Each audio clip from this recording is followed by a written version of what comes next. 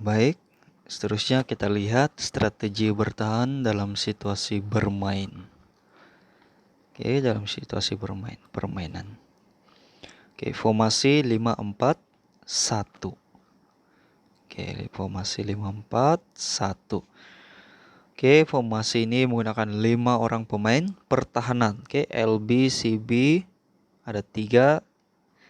Di bawah sekali ada RB. Oke. Selepas itu ada 4 pemain tengah. Oke. 4 orang pemain tengah. Dari atas LM, 2 CM dan 1 RM. Oke. Dan hanya seorang penyerang. Oke, CF sebagai target man. Oke. Sebagai target man. Maksud target man itu dialah satu-satunya yang diharapkan, di atas. Oke, 2 orang pemain stopper digunakan bagi mengawal penyerang pihak lawan. Oke, pemain stopper. Formasi ini boleh dikatakan mempunyai pertahanan paling kental dalam sistem permainan bola sepak. Oke, kenapa ada 5 kan pertahanan? Oke. Apabila diserang, pemain tengah akan membantu untuk bertahan. Oke, sudah ada 5 pertahanan, tambah lagi pemain midfield, pemain tengah untuk bantu bertahan. Oke, target man berada di kawasan tengah padang. Jika ingin melakukan serangan balas, 2 orang pemain pertahanan kiri dan kanan LM dan RM akan bertindak sebagai pemain sayap macam tadi. 3 orang pemain masih bertahan di kawasan pertahanan. Oke. Oke, seterusnya. Strategi pertahanan formasi 5-4-1. Oke, macam mana dorang bertahan? Oke, 5 orang pemain pertahanan akan mengawal pemain penyerang dan 2 orang pemain stopper diberi tugas khas mengawal penyerang lawan. Oke. Kedua, 4 orang pemain tengah akan membantu pertahanan mengawal pemain lawan ketika bertahan. Oke. 4 orang pemain tengah, oke. Dorang tahan ataupun kawal pemain lawan. Situasi ini menyukarkan pihak lawan untuk membuat jaringan. Oke. Pemain pertahanan akan menggunakan kemahiran tendangan deras bagi mengeluarkan bola dari kawasan gol. Oke, dorang dapat bola, dorang tendang, keluarkan bola. Oke, buang ke atas. Oke, ke tempat pemain lawan supaya bola tersebut jauh daripada tiang gol. Oke, pertahanan juga boleh menggunakan tandukan bagi menyelamatkan gol daripada dibolos oleh pihak lawan. Oke. Macam mana saja cara boleh digunakan oleh pertahanan supaya bola boleh dikeluarkan dari kawasan penalti mereka. Oke. Yang di kawasan goalkeeper ini. Oke. Kalau kita lihat di belakang CB ini ada satu petak segi 4 sama besar dan di kawasan goalkeeper ada satu segi 4 sama kan. Oke, jadi apabila bola ada berada di kawasan ini, kotak penalti maupun di kawasan pertahanan ini, diorang akan coba keluarkan bola. Oke. Keluarkan bola boleh hantar kepada pemain midfield ataupun lagi selamat diorang akan tendang keluar atau tanduk. Oke, daripada bagi mengelakkan bola tersebut berada dekat dengan goalkeeper ataupun tiang gol mereka. Oke. Semua strategi dan taktikal bergantung kepada situasi semasa. Jurulatih perlu menyadari strategi yang dimainkan oleh pihak lawan untuk segera mendapatkan jaringan seterusnya menangi perlawanan. Oke. Jadi semua strategi ini bergantung kepada situasi lah. Oke, jadi sebagai juru latih, coach perlu bijak. Oke, supaya pasukan itu boleh menjaring dan seterusnya menang perlawanan.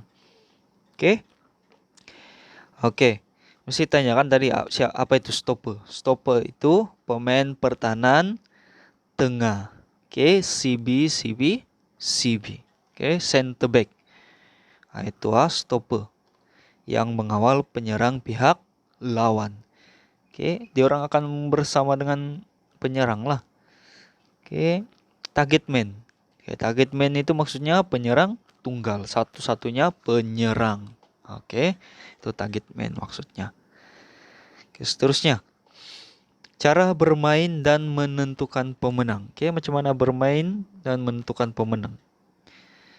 Oke, macam juga tadi perlu praktikal. Sekarang ini hanya teori. Oke, 2 tim, 11 orang. Kumpulan E menyerang, kumpulan B bertahan. Oke, yang tidak terlibat, murid teknik tidak terlibat jadi penjaga garisan. Oke, apabila diserang, pemain tengah akan membantu. Oke, penyerang perlu berada di tengah padang. Oke, pemain penyerang itu perlu di tengah padang saja.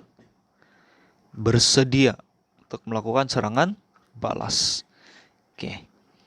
Semua pemain pertahanan perlu mengeluarkan bola dari zone bahaya. Bola boleh diantar ke keluar garisan di tepi atau diantar ke tengah. Oke, maksudnya di sana zone bahaya itu adalah zone kawasan kotak penalti, kotak segi 4 sama yang besar ini. Ini kawasan bahaya. Oke, pemain penyerang lawan boleh jaringkan gol di kawasan tersebut. Oke. Ataupun di kawasan, kalau kita lihat garisan ini ada warna hijau muda, hijau gelap, hijau muda kan.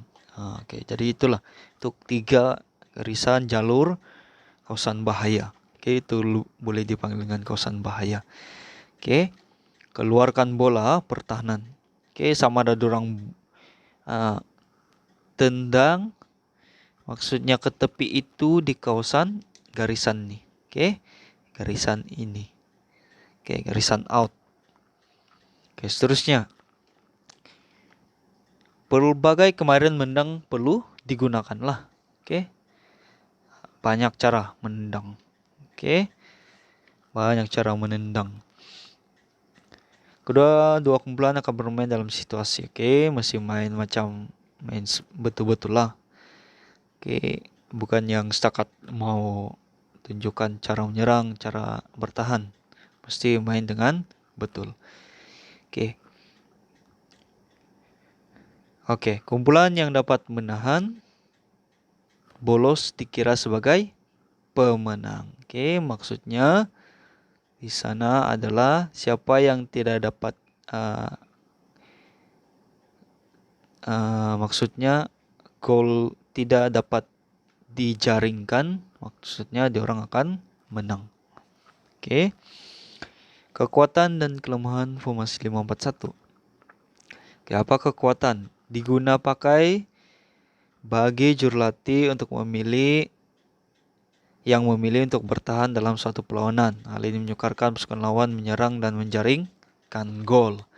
Oke, kalau tadi cara bermain 3-5-2 kumpulan yang dapat menjaring gol. Tapi untuk 541 ini kita akan lihat mana satu pasukan yang tidak dapat dijaringkan. Oke. Kelemahan, sukar membuat jaringan karena hanya seorang saja pemain penyerangnya. Dia satu orang saja. Kan? Oke, kalau dia perlu berhadapan dengan 3, 4 atau 5 pemain pertahanan, sukar untuk jaringkan gol. Jadi di sana pemain midfield perlu bantuan, bukan bantuan, membantu. Oke, cikgu harap kamu paham dua formasi tadi. Dan untuk video kali ini cikgu mau kamu bagi jawaban berkaitan soalan ini. Kenapakah pemain perlu bijak mengawal bola? Cikgu mau setiap orang bagi 2 jawaban. Jangan lupa nama dan jawaban. Baik. Jawaban ini perlu hantar selepas video ini. Selepas video ini.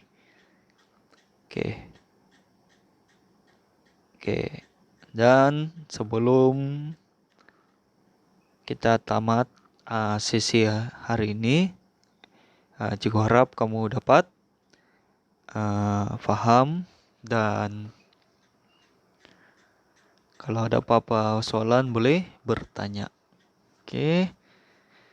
Akhir kata dari cikgu, stay at home, stay safe. Jumpa lagi. Sekian dan terima kasih.